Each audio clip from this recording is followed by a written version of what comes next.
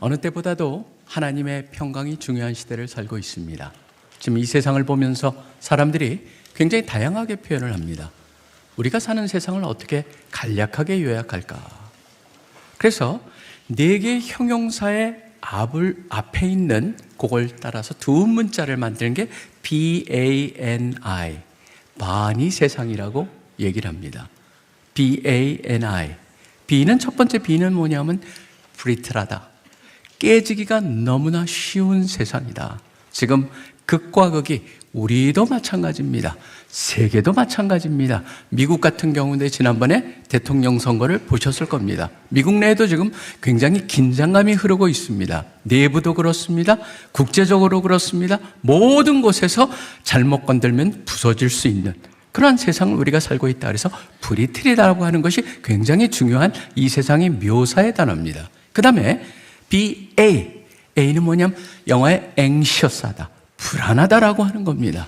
지금 어떻게 될까? 모든 세대가 불안합니다. 경제적으로, 외교적으로 우리 같은 경우에도 불안이 가중되고 있습니다. 우리는 탑 리더가 지금 없는 상황입니다. 그런 가운데 계속적으로 탄핵에 지금 대행이 지금 인도를 하고 있다 보니까 사회가 아주 불안합니다. 청년들에게도 물어보면 미래가 어떻게 될까? 굉장히 거기서 불안함이 있습니다. 내가 지금 공부하고 있는 것, 내가 지금 준비하고 있는 게 미래 AI가 지금 모든 영역을 다 덮어버린다면 과연 나의 미래는 어떻게 될 것인가? 불안한 세대입니다. 그러다 보니까 바로 anxious. 세 번째는 BAN. N은 뭐냐면 non-linear하다. 단선적이 아니라고 하는 겁니다. 이것 때문에 저게 일어나지가 않습니다. 굉장히 많은 변수들이, 요소들이 뭉치고 얽혀있고 설킨 있는 세상을 살고 있습니다. 지금 기후에 굉장히 특별한 기후 경험을 하지 않았습니까? 우리가 작년에도 그랬습니다. 전 세계도 이것저것에 보면 전혀 예상치 않은 기후, 이상기후가 일어나고 있습니다. 이것이 바로 인간이 내뿜은 바로 온난화가스 때문에 그렇다. 그래서 기후 이상이 일어났다. 그러니까 온난화가스를 줄여야 된다. 그러면서 열심히 사람들이 홍보를 하고 있습니다. 그런데 지금 우리가 경험하는 이 이상기후는 1970년대 말과 80년대 초에 우리가 내뿜었던 온난화가스의 영향이다라고 하는 게 과학자들이 또 발견한 겁니다. 단순하지가 않다는 겁니다. 지금 내가 하고 있는 것이 나의 자녀들과 그 자녀들 이후에 세상에 영향을 줄 거라고 하는 모든 것이 얽히고 설켜 있다. 그러다 보니까 브리틀하고 앵셔스하고 난리니하고 마지막에 I가 뭐냐면 그래서 incomprehensible하다. 도저히 이해가 되지 않는 세상이다.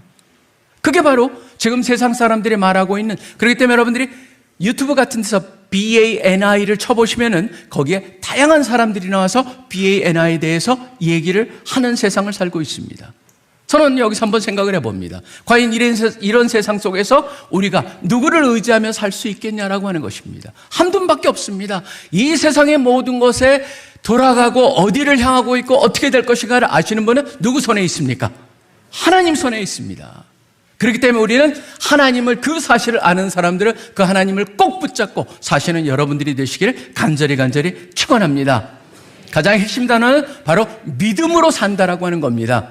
저는 믿음으로 산다는 것을 늘 생각합니다. 특별히 오늘 봉독한 민수기 13장, 14장, 13장의 4장 핵심 단어였습니다. 13장은 바로 뭐냐면은 12명의 스파이들이 약속의 땅에 들어가서 40일 동안을 거길 조사하고 돌아옵니다. 정찰하고 돌아와서 보고를 하는데 여호수아와 갈렙의 목소리를 통해서 우리가 올라가서 곧 그 땅을 취하자, 능히 이기리라. 그렇지만 거기에 나머지 10명은 다 다른 소리를 합니다. 같은 곳을 갔습니다. 같은 시간을 보냈습니다. 그런데 보고가 다릅니다. 그런 상황을 갖다가 하나를 뽑은 게 바로 13장 30절이었습니다. 그 다음에 나온 거는 바로 신명기 1장에 나오는 말씀이었습니다. 신명기 1장은 누굴 향해서 쓰여지냐면 바로 이 전 세대가 거기서 실패한 것을 보면서 약속의 땅에 들어갈 다음 세대를 향해서 쓰여진 가장 중요한 단어가 뭐냐면 왜 그들이 실패했고 그렇기 때문에 그들은 약속의 땅에 들어가지 못하고 그들은 40년 동안 광야를 헤맬 수밖에 없었던 건 바로 이유를 얘기합니다. 뭐냐면 믿음이 없었다라고 하는 겁니다. 여호와를 믿지 않았다. 그게 바로 핵심이었습니다. 저는 여러분 이 아침에 질문을 던져봅니다. 믿음으로 산다는 것은 무엇을 어떻게 산다는 것일까요?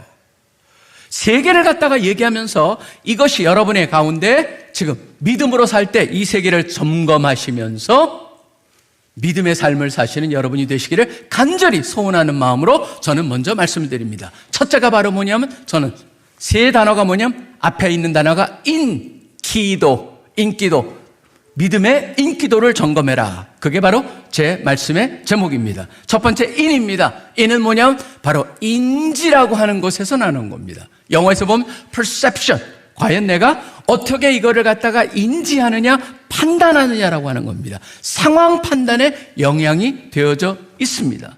내가 어떻게 보느냐, 보고 어떻게 판단하느냐, 이것은 너무나 중요합니다. 왜냐하면 우리가 첫인상이라는 것도 얘기합니다. 과연 나의 첫인상이 어떻고 어떤 것의 첫인상이 어떻고 느낌이 어떠냐에 따라서 나는 반응이 달라질 것입니다.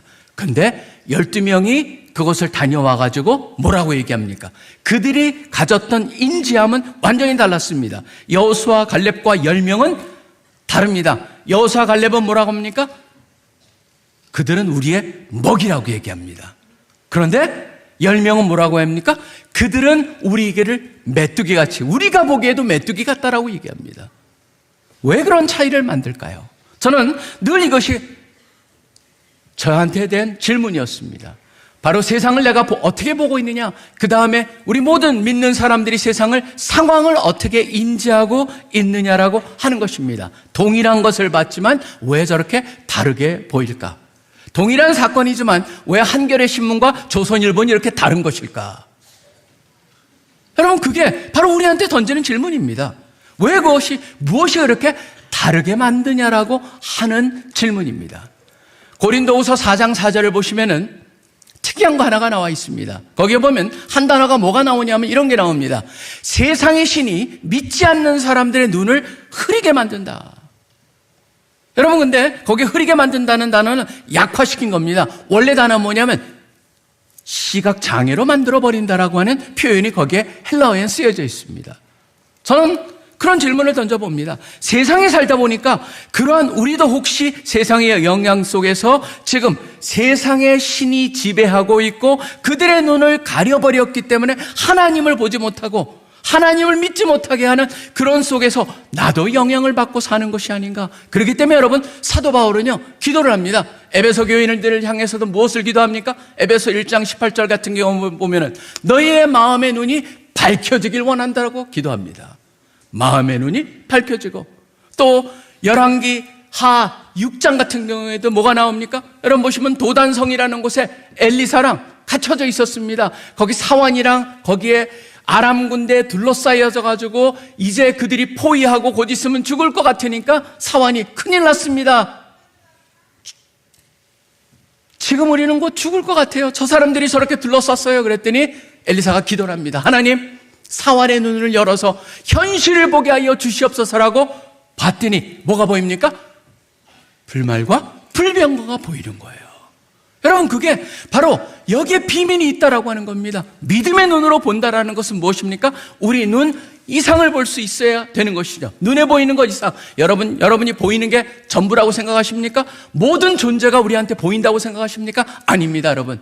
실질적으로 여러분이요, 우리가 보이는 건 지극히 적습니다. 물리학자들도 그런 얘기를 합니다. 우주를 보면은 다 보이는 게 아닙니다. 우리 눈에 보이는 건 5% 정도밖에 되지 않습니다. 나머지 95%는 전혀 보이질 않습니다.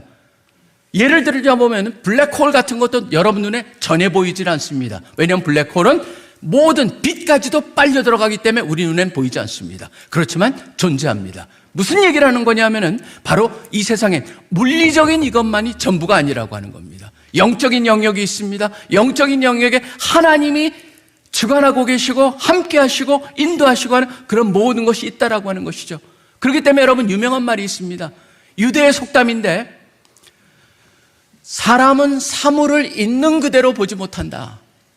자기가 원하는 대로 보고 자기가 보고 싶은 대로 본다라고 하는 것입니다. 뭐냐면은 바로 내가 상황을, 매사를, 나의 인생을, 나의 주어진 이러한 지금 일어난 일들을 어떻게 보고 있느냐, 판단하느냐, 그거는 어디에 달려 있습니까? 여러분의 생각 속에 무엇이 있느냐에 달려 있다라고 하는 것이죠. 세상을 한번 보시기 바랍니다. 세상이 인지하는 방법은 굉장히 간단합니다. 세상의 인지는 뭡니까? 뭐든지 예배 없이 다 비교에 근거하고 있습니다. 그러다 보니까 지금 젊은이들하고 얘기해보면 젊은이들은 그런 얘기를 합니다. 우리는 부모 세대같이 부자가 될 수 없는 그러한 세대다. 아무리 죽어라고 해도 부모들 같이 그렇게 부를 축적할 수가 없다. 그러다 보니까 거기서 오는 좌절감. 어떤 사람은 말합니다. 흙수저, 금수저 얘기하면서 나는 아무리 노력해도 저 금수저보다 될 수가 없다라고 하는 그런 속에서 오는 무력감. 또 그래서 소셜미디어 같은 데 보면 인스타그램이니 뭐 다양한 걸 보면 뭘 느낍니까? 상대적 박탈감을 느낍니다. 그리고 이 세상에 일어나고 있는 모든 변수 때문에 불안감. 근데 핵심은 바로 뭡니까? 모든 근거가 어디 있어요? 비교라는 곳에 있다라고 하는 겁니다. 근데 하나님께서는 우리를 비교하지 않습니다. 네가 누구보다 낫다라고 하지 않습니다. 너 하나하나가 어떤 존재인가를 얘기합니다. 저는 그게 바로 핵심이라고 생각을 합니다. 바로 뭐냐면 이 세상 속에서 우리가 어떻게 하면 세상의 신의 지배를 받는 이 세상 속에서 영향을 이겨낼 수 있느냐? 하나님의 말씀에 근거해서 우리의 생각을 바꾸기 시작하는 겁니다. 모든 사람들은 말합니다. 주님, 저의 인생을 바꿔주시옵소서. 여러분 인생을 바꾸시길 원하십니까? 여러분의 인생이 바꿔지길 원하시고 더 좋아지길 원하시냐는 질문입니다. 저는 여기에 누구도 아닙니다라고 말하고 싶은 사람 없을 것입니다. 나아지길 원하고 더 좋아지길 원하고 더 달라지길 원하고 그런 마음을 가지고 이 자리에 앉아 계실 것이라고 저는 믿습니다. 근데 여러분 질문입니다. 내 인생이 어떻게 바뀌겠냐라고 하는 것이죠. 인생이 바꾸고 변화가 일어나고 나의 삶이 달라지기 위해서 해야 될 것이 있습니다. 제일 중요한 게 뭔지 아십니까? 여러분의 생각을 바꾸시기 시작하는 겁니다. 생각은 무엇을 통해서 바꿔집니까? 바로 생각은요, 나의 생각의 그릇에 무엇을 넣느냐에 따라서 바뀌어지기 시작을 합니다. 무엇을 넣느냐에 따라서 바뀌어지기 시작할 때 뭐가 바뀌어지냐면 궁극적으로 내가 세상을 바라보는 관점이 바뀌고 인지가 바뀌는데 생각의 법칙이라는 것이 있습니다. 생각이 바뀌면은 뭐가 바뀐 줄 아십니까? 하나님의 약속에 근거해서 하나님의 말씀에 근거해서 하나님이 나의 가운데 역사하고 계시고 나를 통해서 그런 일을 하실 것이고 나를 인도하실 것이다라고 하는 그것이 분명할 때 뭘로 이어집니까? 나를 향한 내 스스로를 향한 뭐가 생겨요? 믿음이 생기기 시작합니다. 신뢰가 생기기 시작합니다. 내가 잘난 것이 아닙니다. 내가 할 수 있다는 것이 아닙니다. 나를 통해서 하나님이 하실 수 있다라는 그 믿음, 그것이 바로 나를 향한 믿음이 생기는 거예요. 내가 나를 믿는다는 게 아닙니다. 나를 통해서 역사하시는 하나님이 계시기 때문에 맞아, 내가 할 수 있어, 그분이 돕기 때문에 할 수 있어 라고 하는 생각이 바뀌기 시작하면 믿음이 바뀌기 시작하는데, 여러분 근데 이게 굉장히 어려운 작업입니다. 생각이 바뀐다는 것은 의외로 어렵습니다. 그래서 아인슈타인이 그런 얘기를 합니다. 사람들은 생각하기를 싫어한다. 왜 그러냐면 생각하는데 엄청난 에너지가 들기 때문이다. 여러분 신앙생활하는데 가장 중요한 게 뭐라고 생각하십니까? 저는요, 아침에 일어나서 하나님 말씀을 뚫어지게 보면서 그 말씀 속에서 빠져드는 그것에 깊은 명상을 하는, 그렇기 때문에 시편 1편이 뭐라고 합니까? 여호와의 율법을 주야로 묵상하는 거예요. 그게 묵상이라고 하는 것, 거기에 빠져드는 것 뭡니까? 우리의 생각을 하나님의 말씀으로 바꾸는 겁니다. 하나님의 말씀이 우리 가운데 스며들도록 만드는 것이죠. 그럴 때 나를 향한 믿음이 생기고, 나를 향한 믿음이 생길 때 뭘 합니까? 미래를 향한 뭐가 생길까요? 기대가 생깁니다. 미래를 향한 기대가 생길 때 그 기대가 뭐예요? 우리의 태도를 변화를 시킵니다. 여러분 보시면은요, 기대와 태도는 너무나 달라집니다. 지나가다가 배가 고픈데 옆에 먹을 게 있어요. 근데 주머니 안에 돈이 없을 때 느끼는 그 감정과 돈이 있지만 시간이 없기 때문에 지나가야 되는 감정은 완전히 다릅니다. 같이 배가 고프지만 뭐냐면 기대라고 하는 건 결국 뭐가 나타나는, 뭐로 연결됩니까? 태도랑 연결되는 거예요. 우리의 태도가 바뀔 때 뭐가 바뀝니까? 우리의 드디어 행동이 바뀌기 시작을 합니다. 행동이 바뀔 때 뭐가 바뀌어요? 실력이 바뀌고, 실력이 바뀔 때 드디어 인생이 바뀌기 시작한다는 겁니다. 결국 어디서 시작합니까? 모든 것이 생각의 변화에서 시작한다. 그렇기 때문에 저는 여러분한테 도전을 드립니다. 하나님의 말씀, 하나님의 약속, 하나님이 여러분을 향해서 말씀하시는 그 말씀을 붙잡고 여러분의 생각을 바꾸기 시작할 때, 생각이 여러분 속에 역사하시는 그 하나님의 말씀과 하나님의 능력, 성령의 인도하심이 여러분을 향한 믿음이, 그것이 여러분의 미래를 향한 기대가, 또 기대가 여러분의 태도를 바꾸고, 태도가 행동을 바꾸고, 행동이 실력을 바꾸고, 실력이 드디어 여러분의 인생을 바꾸기 시작할 것입니다. 저는 그렇기 때문에 아침에 하나님 저의 삶을 바꿔주시고, 우리 가정이 달라지게 하여 주시고, 나의 직장 속에서의 나의 역할이 달라지게 하시고 라고 하는 기도를 하신다면 하나님께서 말씀하실 것입니다. 바로 나의 약속과 나의 말의 근거에서 너의 생각을 바꾸기 시작해라. 생각을 바꾸시고 믿음으로 눈에 보이는 것 이상을 인지하시는 우리 한 분 한 분 되시기를 간절히 축원합니다. perception, 인지, 바로 인기도의 인입니다. 믿음의 인지를 하는 것. 그 다음에 두 번째입니다. 기대입니다. 인기의 기는 바로 기대입니다. 약속을 기대하라 라고 하는 겁니다. 기대하는 삶. 그렇기 때문에 믿음으로 하나님의 약속을 꼭 붙잡고 말씀과 그걸 갖고 우리가 기대하는 게 너무너무 중요합니다. 왜 그러냐면 12명이 다녀왔습니다. 근데 이들에 보면은요, 기대가 둘이 너무나 다릅니다. 한쪽은 뭐라고 합니까? 능히 이기리라라고 얘기를 합니다. 근데 한쪽은 뭐라고 합니까? 우리는 결코 그들을 칠 수 없다라고 얘기합니다. 여러분들이 민수기 13장을 한번 읽어보시면서 잘 보실 필요가 있습니다. 왜 저런 두 무리로 나누어졌을까라고 하는 겁니다. 전 이 시대를 보면서 참 안타까운 게 있습니다. 젊은이들랑도 지금 제 주위에 있는 젊은이들이 그렇다는 게 아닙니다. 믿는 젊은이들은 다릅니다. 근데 일반적으로 젊은이에 대한 비교를 보면은 우리 다음 세대를 향해서 사람들이 얘기하는 거 보면은 지금 그것이 영향력 하에 많이 있다는 걸 보게 됩니다. 얼마 전까지만 해도 우리 사회에서 가장 중요한 단어 중에 하나가 소확행이라고 하는 단어였습니다. 소확행은 뭡니까? 작지만 작을수록 확실한 행복. 소확행. 근데 여러분, 소확행이라는 이름도 이제 사라지고 있습니다. 지금 보시면은 트렌드 코리아 2025라고 하는 25년대에 나와 있는 그 김난도 교수를 중심으로 한 한국의 경향, 트렌드라고 하는 것을 조사했는데 보면은 올해는 화두가 소확행이 아닙니다. 소확행도 그것도 또 사람들이 소확행을 즐긴다 그래가지고 조그마한 그것을 갖다가 그린다고 하면서 여행 다니면서 자기가 즐기는 그걸 갖다가 보면서 사람들이 또 좌절감에 빠져요.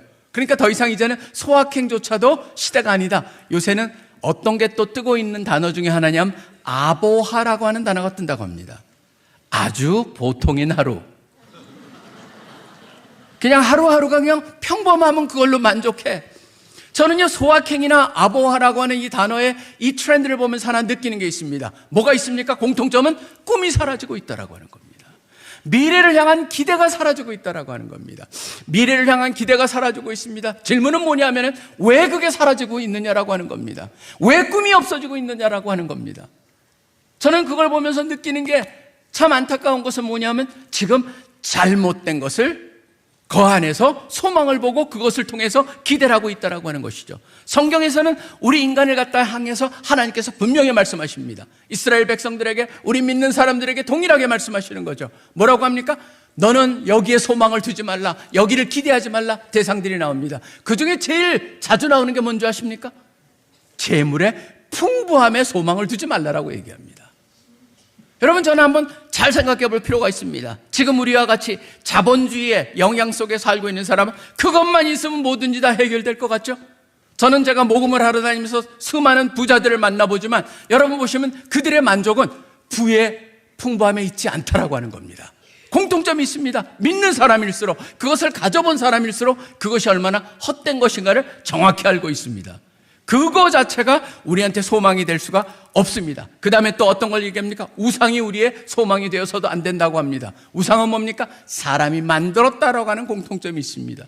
요새도 보면은 사회주의가 세상을 구원합니까? 자본주의가 세상을 구원합니까? 모든 이즘이라고 영어의 뒤에 보면 무슨 주의, 다 인간이 만든 겁니다. 거기에 소망이 없습니다.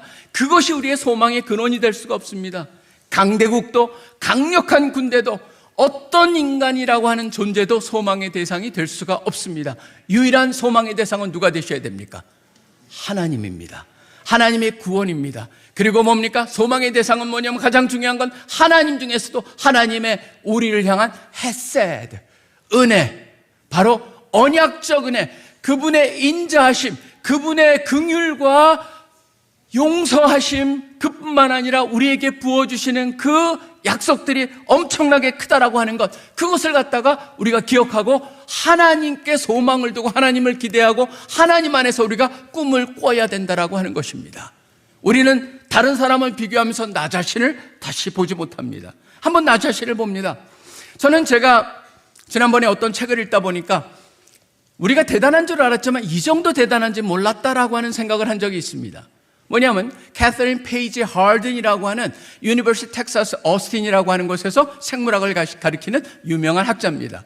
그분이 생물학의 근거에서 인간 하나하나가 만들어지는 그 확률을 갖다 수학적인 확률을 얘기합니다. 물론 보면은 어머니로부터 아버지로부터 유전자가 와서 그 유전자가 보면은 그 환원 분열을 통해 가지고 이 세상에 존재하지 않았던 굉장히 특이한 유전자를 가진 존재들이 이제 만들어지는데 이 사람들이 수학적으로 확률을 계산해 봤습니다.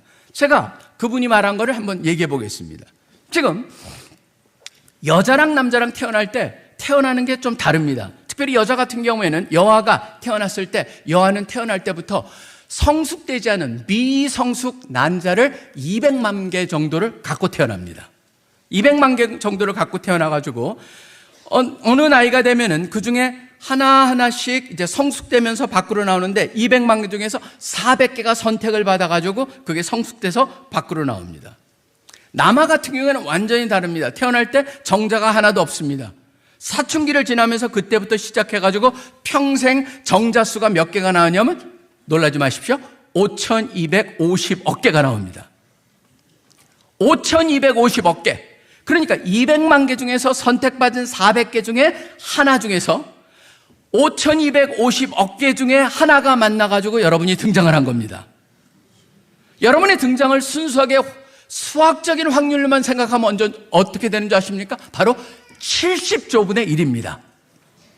우리는 조 단위가 별로 감을 잡히지 않습니다. 자, 그럼 이렇게 한번 얘기해 보겠습니다. 70조분의 1이라고 하는 숫자는요, 로또 볼 6개, 그걸 가지고 6개가 번호 맞추면은 1등 당첨이 되는데 그 당첨 확률이 814만 5,060분의 1입니다. 그렇다면은 로또 1등 당첨 확률의 약 85만 배 어려운 게 여러분의 이 세상 등장입니다. 그렇다면은 제가 왜 이 말씀을 드릴까요? 저는 여러분 한 사람 한 사람이 지금 특별히 옆에 있는 자녀들이 이게 얼마나 소중한 존재입니까? 하나님께서 이 하나하나 우리 하나하나를 만들면서 저는 늘 그런 생각이 듭니다. 시편 139편의 그 말이 저한테는 항상 와닿았습니다. 제가 기독교인이 돼가지고 말씀을 읽으면서 거기에 나오는 신묘막측하다라고 하는 그런 단어를 썼었습니다. 영어에서도 fearfully and wonderfully made라고 되어 있습니다. 놀랍고 그 다음에 두려울 정도로 엄청나게 기가 막히게 만들어졌다. 사실은 여러분 여기서요, 제가 강조하는 건 뭡니까? 전혀 비교의 대상이 아닙니다. 우리는 한 사람 한 사람이 소중한 거예요. 바로 내가 소중한 거예요. 그리고 나서 하나님이 뭐라고 하십니까? 저는 이것도 우리가 그렇게 소중하게 만들어졌을 뿐만 아니라 말씀을 모으는 뭐라고 되어 있습니까? 내가 너를 지명하여 불렀다라고 했습니다. 한 사람 한 사람 뭐예요? 이름으로 불렀다는 거예요. 여러분 여기에 굉장히 다양한 이름이 있습니다. 여러분의 이름이 불림을 받았기에 하나님의 백성이 되었다라고 하는 거예요. 그리고 더 나가서 이사야 49장에 보면 여러분 하나님은 타투를 가지고 있습니다.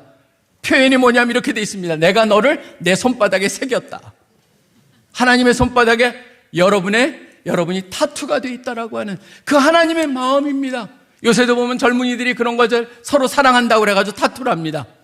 상대방의 이름, 그 다음에 둘의 사랑을 갖다가 하는데 저는 그걸 보면서 느꼈던 게 하나님이 우리를 향해서 하시는 말씀 뭐예요? 너를 내가 내 손바닥에 새겼다. 저는 그게 바로 그 속에서 우리가 무엇을 볼 수 있어야 되냐면 바로 그렇구나. 하나님이 이 정도로 나를 갖다가 사랑하셨구나. 나를 이렇게 특별하게 만들었구나. 내가 그런데 이 세상 속에서 언제부턴가 비교를 통해서 나의 존재를 매겨왔다면 이제 더 이상 그것을 거부하고, 하나님 그렇게 소중하게 나를 만드시고 그렇게 특별하게 나를 택하시고 그렇게 특별하게 나의 가운데 역사하시는 그 하나님의 인자하실, 하나님의 그 은혜와 긍휼에 감사하는 마음으로 하나님을 기대하고 소망을 두는 그런 삶을 사시는 여러분들이 되시기를 간절히 도전합니다. 성경에 보면은 소망이란 단어가요, 그냥 막연하게 바라는 것. 그래서 영화에서도 보면 I hope so 뭐 그럽니다. 되길 바래. 내가 이런 꿈을 꾸고 있어. 그럼 잘 되길 바래. 그런 정도로 소망을 생각하면 곤란합니다. 왜냐하면 소망이란 단어가요, 영어에 보면 히브리에 보면 굉장히 다양한 단어가 있는데 그 중에 저한테 가장 와닿는 단어가 뭐냐면 소망이라는 단어가 콰바라고 하는 단어입니다. 그게 바로 우리 이사야서 40장 31절 같은 경우에는 뭐로 나와 있냐면 여호와를 앙망한다라고 하는 그런 단어입니다. 그 단어가 이것저것에 나와 있습니다. 흥미로운 건 뭐냐면 그 단어의 어원이 뭐냐면 끈입니다. 끈, 코드. 그렇기 때문에 끈이에요. 줄이에요. 소망은 줄이에요. 우리가 붙잡으라고 하는 거예요. 굉장히 그래픽하게 그림을 그려듯이 그려주고 있습니다. 소망은 뭡니까? 우리가 붙잡는 겁니다. 그러다 보니까 여러분 흥미로운 게 이 콰바라고 하는 단어에서 나는 단어가 바로 어디랑 연결되어 있냐면은 여호수아에 보면은 정탐꾼이 여리고성에 들어갑니다. 여리고성에 들어가가지고 거기서 그걸 숨겨준 라합한테 무슨 얘기를 합니까? 우리를 들러내린 이 창문에다가 나중에 붉은 줄을 매달아 놓으라라고 얘기를 합니다. 그 줄이 뭐예요? 소망이라는 같은 단어예요. 그리고 참 특이한 건 뭐냐면요, 이 택바라고 하는 그런 단어인데 이게 이스라엘, 우리의 국가는 뭡니까? 애국가입니다. 그런데 이스라엘의 국가가 뭔지 아십니까? 하틱바입니다. 바로 그 소망. 그래서 저는 이 속에서 한번 생각을 해봅니다. 뭡니까? 하나님 앞에 하나님께서 우리한테 뭘 보여주신 거예요? 우리 곤경에 처해 있고 아무것도 할 수 없고 죽을 수밖에 없고 그 다음에 멸망할 수밖에 없는 우리들을 향해서 하나님께서 뭐를 던지신 겁니까? 줄을 던져주시는 거예요. 그 줄을 갖다 여러분들이 뭡니까? 하나님 저를 구해주세요 이러고 있어요.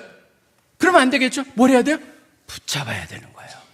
그게 바로 붙잡는다, 그거를 강력하게 보여주는 단어가 바로 소망이라고 하는 단어라고 하는 것입니다. 자기 아들을 아끼지 아니하시고 모든 사람을 위해서 기꺼이 주신 그분께서 아들과 함께 우리에게 모든 것을 선물로 주시지 않겠느냐, 은사로 주시지 않겠느냐. 그게 바로 성경. 하나님을 정확히 이해한다면 바로 그쪽으로 연결될 수밖에 없는 게 바로 우리라고 하는 것이죠. 저는 이 소망이 중요하다고 생각합니다. 꿈이 중요하다고 생각합니다. 왜 그러냐면 꿈이 없으면요 우리는 한순간도 살아갈 수가 없습니다. 최근에 와가지고 참 극단적인 선택을 하는 많은 분들에 보면은 그 배경 속에 뭐가 있습니까? 더 이상 미래를 향한 소망이 없어진 거예요. 미래를 향한 꿈이 없어진 거예요. 근데 우리 꿈은 어디에 있습니까? 하나님 안에 있습니다. 하나님이 우리를 택하셨을 뿐만 아니라 역사하고 계실 뿐만 아니라 우리에게 계속적으로 도움의 손길을 갖다가 주시고자 하는데 우리는 그걸 붙잡아야 한다는 것이죠. 그게 바로 기대하며 사는 겁니다. 기대하며 사는 것. 그래서 저는 우리 젊은이들한테 늘 얘기하는 게 우리가 기대하자. 기대를 해야만 뭐가 되냐면 지금 현실에서 내가 미래를 준비할 수가 있습니다. 특별히 여기 있는 우리 어린 자라는 자녀들한테도 뭐가 필요해요? 하나님 안에서 기대를 키워줘야 됩니다. 하나님을 기대하면서 살 수 있도록 도와줘야 됩니다. 그래야지 뭐가 됩니까? 미래를 향해서 지금 현재 투자가 가능한 거예요. 많은 사람들이 꽃감 빼먹듯이 미래에 쓸 수 있는 것을 갖다 지금 현재 써버리는 그런 세상을 살아가면서 아니다. 오히려 미래를 준비하고 기대하고 꿈을 꾸는 자들이 돼야 된다. 유정영이라고 하는 사람이요, 나는 나무를 통해서 인생을 배웠다라고 하는 책이 있습니다. 그 책에 보니까 제가 참 마음에 와닿는 얘기가 쓰여 있었습니다. 여러분 나무를 보시면요, 나무가 어린 나무가 싹이 하나 나잖아요. 그러면 사람들이 잘못하면은 이 어린 나무는 안 자라나도 생각할 수 있을 겁니다. 왜 그러냐면 어린 나무가 싹이 조금 나면은 떡잎 같은 게 생기면서 거기서 이파리가 나오는데 이파리가요 나와가지고 전혀 급하게 자라지 않습니다. 왜냐하면 거기서 만들어지는 영양분을 자라는 데 쓰지 않고 오히려 뿌리 쪽에다 계속적으로 영양을 보낸다는 것이죠. 뿌리 쪽에 영양을 보내면서 겉으로는 자라는 게 별로 없는 것 같습니다. 그렇지만 모든 영양을 뿌리에 보내면서 뭡니까? 내적인 힘을 키웁니다. 왜 그러냐면 궁극적으로 나무는 알고 있죠. 이제 이 세상 속에서 자기가 자라고 생존하는 데 있어서는 어려운 것이 가득 찰 것이다. 그렇기 때문에 미래를 준비하는 겁니다. 그 준비하는 모든 기간을 갖다가 이 사람은 뭐라면 유형기, 바로 어린아이들의 청소년기 같은 것이라고 비교를 합니다. 바로 그것을 통해서 잘 그걸 갈아놨을 때 무슨 일이 생기냐면 나중에 자라면서 이겨낼 수가 있고, 그 유형기 약 얼마의 기간이냐면 5년이라고 합니다. 5년을 통해 가지고 뿌리가 내리고 그 뿌리는 지속적으로 물이 있을 곳을 향해서 뿌리를 뻗고, 그래서 미래를 준비한다고 하는 것이죠. 참 저한테 많은 교훈을 줬던 겁니다. 제일 중요한 건 뭡니까? 바로 미래를 향한 기초를 쌓는데 우리 아이들을, 우리 부모로서 거기에 우리가 희망을 주고 소망을 주고 기대를 갖고 그 일을 할 수 있도록 만들어줘야 된다는 것이죠. 그럴 때만이 미래가 보장이 되는 겁니다. 하나님이 함께 하실 것입니다. 저는 우리 CC는 늘 민족 복음화의 꿈이라고 하는 것을 갖다가 외칩니다. 캠퍼스 복음화의 꿈, 민족 복음화의 꿈, 세계 복음화의 꿈, 모든 게 다 꿈입니다. 꿈꾸는 사람들입니다. 왜 꿈을 꿉니까? 바로 하나님을 향한 기대가 있기 때문입니다. 민족의 가슴마다 피 묻은 그리스도를 심어 이 땅에 푸르고 푸른 그리스도의 계절이 오게 하소서.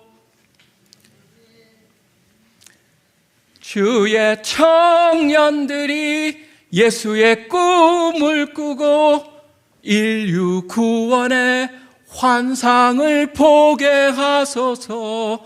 한 손에 복음 들고 한 손에 사랑을 들고 온 땅 구석구석 누비는 나라 되게 하소서. 여러분, 꿈입니다.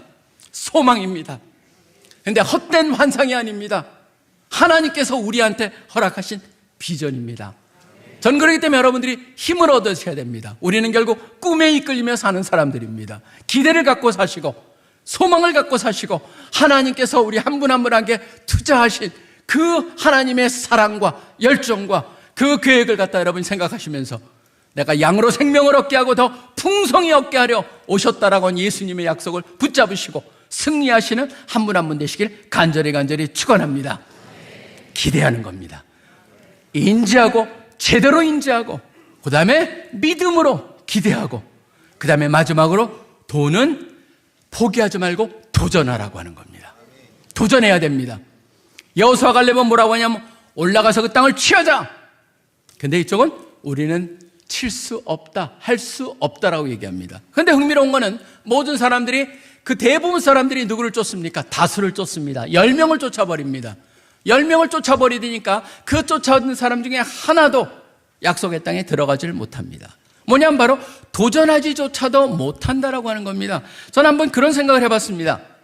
결국 우리의 언어가 얼마나 중요한가라고 하는 겁니다. 아무것도 아닌 것 같지만 언어가 중요합니다. 이게 자기 암시법이라고 하는 게 있습니다. 심리학에 보면은 굉장히 자기 암시법이라고 했는데 그거를 만든 분이 있습니다. 에밀 꾸에라고 하는 분입니다. 에밀 꾸에라는 분은, 이분은 원래 약사였습니다. 근데 심리학이 만들어지는 초기에 굉장히 영향을 줬던 사람인데, 에밀 꾸에가 뭐를 개발하냐면 자기 암시법을 개발하는데, 자기 암시법은 자기가 자기한테 계속적으로 외치는 겁니다. 여러분, 성경에 보면요, 자기 암시적인 그런 게 무지 많아요. 너는 소망을 가져라, 너는 뭐 해라, 스스로한테 외치는 시편에 굉장히 많이 나오는 겁니다. 근데 단순한 그것뿐만이 아닙니다. 에밀 꾸에는 이걸 만들었습니다. 말썽꾸러기 아이들을 모아놓고 이들을 갖다 변화시키고자 합니다. 어떻게 변화시키냐면 이렇게 얘기합니다.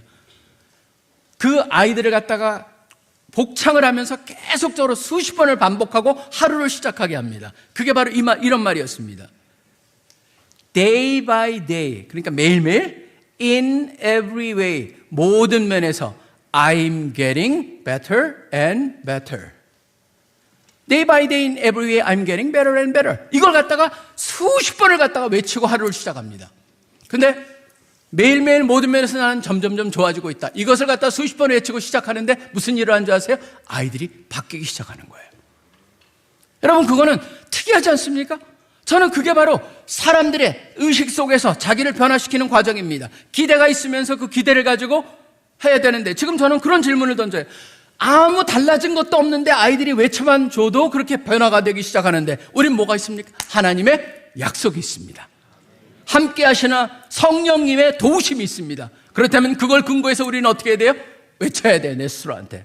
주님, 오늘도 주님이 나랑 함께 하십니다. 오늘도 주님이 도우십니다. 그렇기 때문에 할 수 있습니다라고 하는 그러한 것으로 연결이 돼야 된다는 것이죠. 저는 한번 그런 생각을 해봤어요. 사실 여기에 있는 우리 어린아이들은 잘 모르는데 저한테 굉장히 도전이 됐던 우리 현대에 연결되셨던 분은 정주영 회장을 통해서 유명한 말들 들으셨기 때문에 아는 분도 있을 겁니다. 왜냐하면 제가 그 그림, 그분이 설명했던 그것이 제 머릿속에 항상 남아가지고 무슨 거기랑 연결되는 뉴스만 나오면 그게 떠오르는 게 있습니다. 그 유명한 벌레 하나는 빈대라고 하는 벌레입니다. 빈대 때문에 일어난 정주영 씨가 배운 하나의 교훈이 있습니다. 빈대라고 하는 것은 지금 정주영 씨는 오래전에 돌아가셨지만 지금 현대란 이름을 갖고 있는 거기에서 굉장히 다양한 일들이 일어나고 정신은 흘러가고 있습니다. 우리 모르는 분들을 위해서 간단히 말씀드리면은 정주영 씨는 집을 갖다가 가출을 했던 그런 분이죠.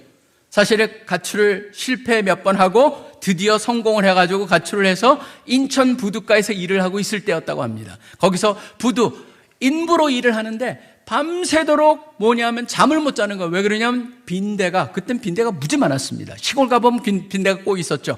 빈대라고 하는 bedbug라고 하는 건데 그게 와서 밤새도록 무는 거예요. 얼마나 아픈지 잠을 못 자겠어요. 그래서 안 되겠다 그래가지고 식당에 가서 테이블 위에서 거기서 자려고 잠을 청했다고 합니다. 처음에는 안 물었대요. 근데 조금 있으니까 또 물기 시작해요. 테이블 그 다리를 타고 빈대가 올라가지고 무는 거예요. 안 되겠다. 그래서 머리를 짜냈습니다. 사발을 갖다가 그 4개를 가져와가지고 테이블 다리 밑에다가 사발을 놓고 거기다 물을 다 부어놨습니다. 빈대가 수영을 해서 건너오지 못한다면 절대 못 올라올 것이다. 그래서 잠을 청했는데 그런데 처음에는 안 물더래요. 조금 있으니까 또 물기 시작하더래요. 아니 그게 어떻게 된 거야? 얘네들이 수영도 잘하나 보다 보니까 익사한 빈대도 없고 다리에 올라가는 빈대도 하나도 없습니다. 이 테이블 다리에.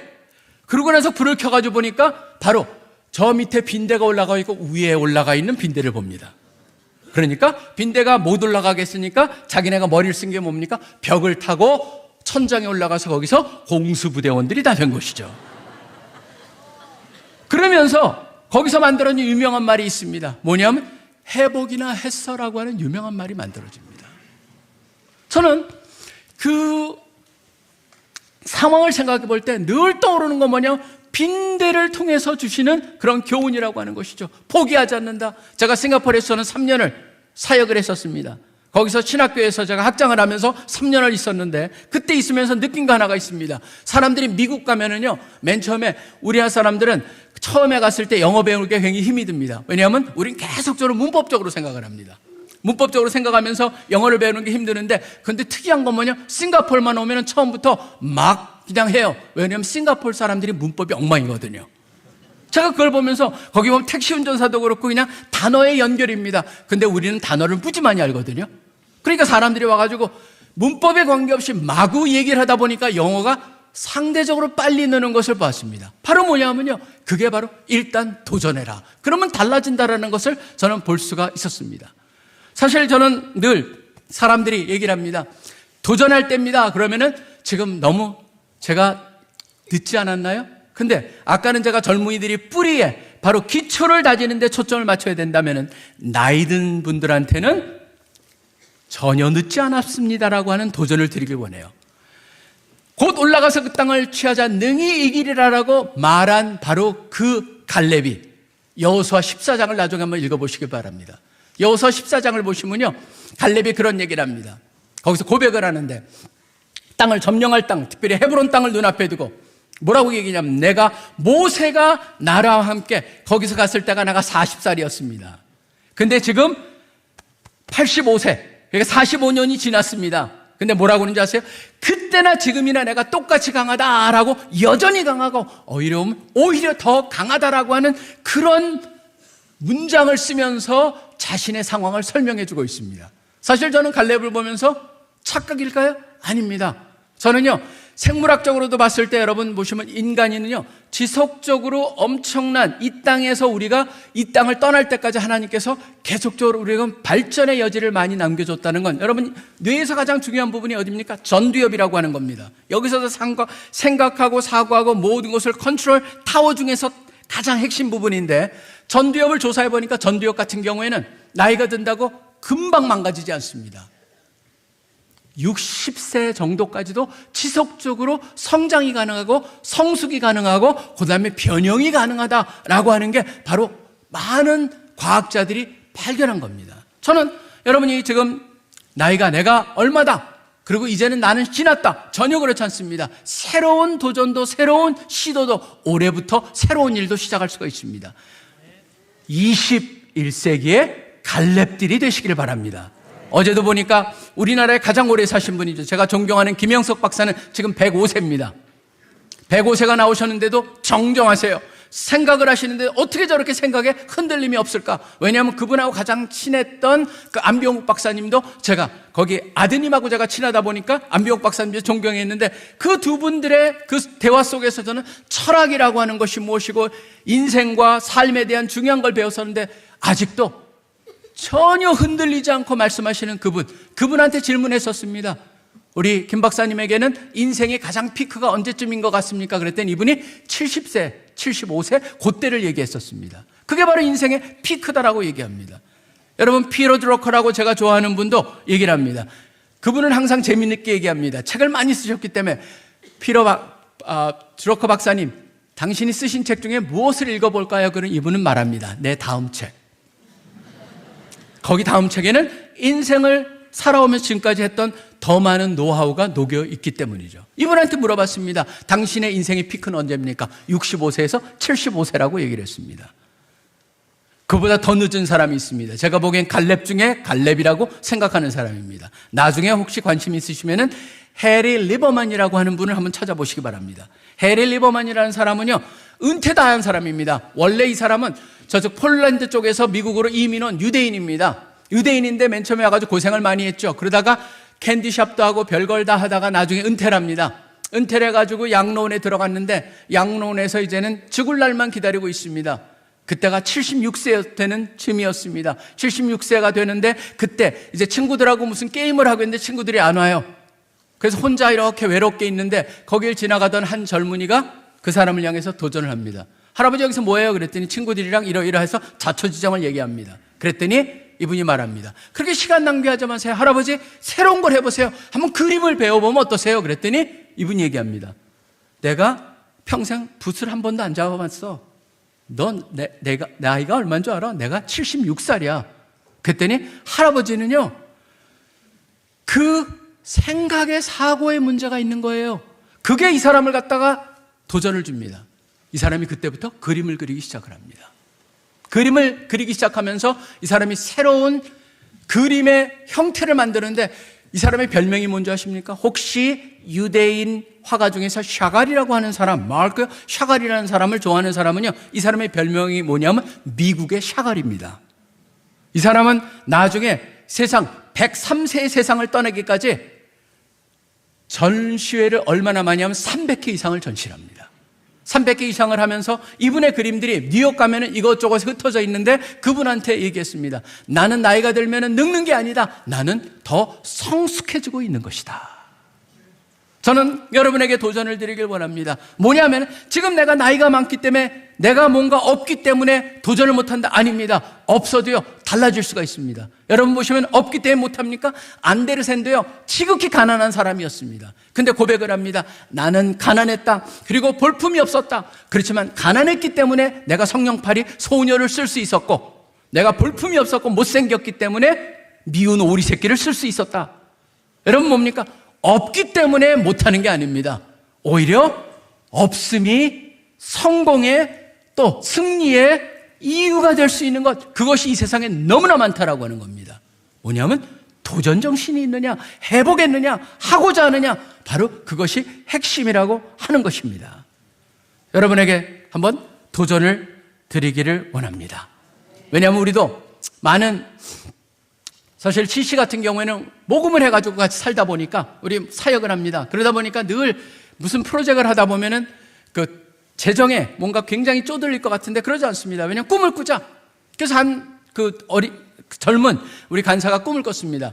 목사님 또는 우리 같이 있는 간사님들한테, 우리 세상에서는 아이돌 하면 아이돌 생일 파티까지 해주는데 우리는 지금 크리스마스가 예수님이 주인공인데 언제부턴가 크리스마스는 예수님이 주인공이 아니에요. 우리의 아이돌 예수님을 한번 이 세상에 알립시다. 그래가지고 크리스마스 프로젝트를 시작을 합니다. 크리스마스 프로젝트를 하면서 맨 처음에는 가상으로 지하철에다가 예수님 생일 축하해요라고 하는 걸 가상으로 해가지고 사이버 스페이스에 올렸습니다. 그랬더니 사람들이 재밌다고 그래가지고, 그게 여러분 진짜 지하철에는 올릴 수가 없습니다. 종교적인 거는. 근데 그게 진짜인 줄 알고 어느 뉴스를 하면서 뭐라 그러냐면, 이런 것이 나왔다, 참 재밌는 세상이다고 나왔어요. 근데 그분들은 확인을 안 한 거죠. 왜냐하면 그거는 만들어진 거였기 때문에. 근데 그걸 보면서 꿈을 꾸기 시작을 했습니다. 아, 되겠구나. 그 다음부터는 그래서 아이돌을 생일 때 가가면 커피 그 트럭을 가지고 이것저것 다니면서 예수님 생일 때문에 여러분에게 무료로 커피를 줍니다. 커피 그 트럭을 했었어요. 그것도 하다 보니까 사람들이 괜찮아요. 이제는 한 걸음 더 나가보자. 그러면서 카페를 갖다가 예수님 크리스마스 카페로 변환해보자. 그러면서 인터넷에서 미션 펀드라는 것을 통해서 모금을 해가지고 그걸 시작을 했습니다. 첫 해 했을 때, 우리가 대학로에서 했을 때, 그때 거기에 외국 사람들이 오고 한국 사람들이 왔을 뿐만 아니라 외국 사람들이 전 세계에 와가지고 보고 재밌다고 그래가지고 보내는데, 그때 조회수가 1,400만 회였습니다. 근데 작년 같은 경우에는, 작년 크리스마스 때는 우리가 바로 건국대 앞에서, 건국대 후문에 있는 거기서 예수님 카페를 했는데, 작년의 경우에는 더 사람들이 더 짧게 했는데도 몰려와가지고 거기서 사람들이 전 세계로 알려주면서 조회수가 몇 명인 줄 아십니까? 3,400만 조회수를 얻었습니다. 저는 그걸 보면서 느끼는 게 뭐예요? 도전한다는 거예요. 옳은 사고를 가지고 건전한 목표를 가지고 도전하고 하나님께 영광을 돌리기 위해서 도전한다면 바로 그 일은 이루어진다고 믿습니다. 여러분, 저는 꿈을 꾸는 사람들이 되길 원합니다. 그 꿈에 근거해서 새로운 도전을 하시는 우리 더 사랑의교회 성도님들 되시기를 간절히 축원합니다. 어떤 상황인지 모릅니다. 그렇지만 그 상황을 믿음으로 인지해 가시기를 바랍니다. 하나님이 어떻게 나를 갖다가 만드셨으며 세우셨으며 인도하셨는가를 보면서 미래를 향한 기대와 꿈과 소망을 가지신, 기대하시는 여러분들이 되시기를 간절히 축원합니다. 그리고 그거에 근거해서 여러분이 꿈꾸시고 하시고자 하는 것을 조그만 것일지라도 이제 시작하시면서 도전하시는 분들이 되시기를 바랍니다. 인기도 생각하시면서 승리하시는 우리 한 분 한 분 되시기를 간절히 축원합니다. 기도하겠습니다. 하나님 아버지, 감사합니다. 어지러운 세상입니다. 갈팡질팡하고 있는 세상입니다. 세상 사람들은 어디로 어떻게 살아가야 될지 모르는 세상입니다. 근데 하나님께서는 우리에게 좌표를 분명히 설정해 주셨습니다. 하나님이 우리랑 함께 하신다는 것을 알게 해주셨습니다. 우리 모두에게 하나님을 향한 믿음을 가지고 살라고 말씀하여 주시니 감사합니다. 내가 처하고 내가 경험하고 있는 모든 것을 믿음의 눈으로 보고 제대로 인지할 수 있도록 도와주시기를 소원합니다. 믿음으로 인지할 수 있게 하여 주시고, 또 하나님께서 나를 어떻게 이곳에 보내셨으며 나의 가운데 어떻게 역사하고 계시나를 통해서 하나님을 올바로 믿음으로 기대하며 사는 우리들이 되게 하여 주시옵소서. 그리고 그 기대가 이제 우리로 하여금 새로운 도전과 섬김과 또 주님을 향해서 뭔가를 할 수 있고 이 세상에서 나에게 주신 그 탤런트를 온전히 발휘할 수 있는 그러한 도전의 삶의 순간으로 연결되기를 소원합니다. 주님, 우리가 새벽부터 나와 있는 우리 3대가 함께 모여서 드린 이 특세를 통해서 여기에 참여하신 모든 한 분 한 분들 바로 믿음의 인기도를 점검하면서 승리하는 한 분 한 분 되게 하여 주시옵소서. 모든 기도 예수 그리스도 이름으로 간절히 기도합니다.